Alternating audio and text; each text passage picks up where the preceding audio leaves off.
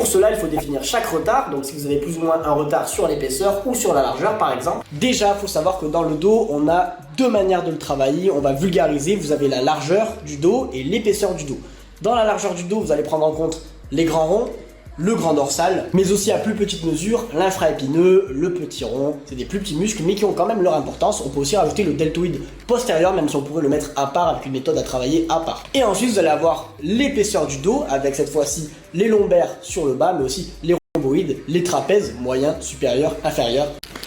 Donc, pour construire la séance dos, on va avoir besoin des deux mouvements, épaisseur et largeur. Donc, pour les séparer dans ces deux catégories, comment on va faire? Dès que vos coudes sont orientés vers le bas et vers l'extérieur, et ben là on va cibler la largeur avec le grand dorsal, le grand rond, etc. Donc on peut mettre toute une catégorie d'exercices dans la catégorie largeur, et dès que les coudes vont être vers l'arrière, on va plus être dans l'épaisseur avec les lombaires, les rhomboïdes, les trapèzes. À partir de là, on a deux catégories d'exercices,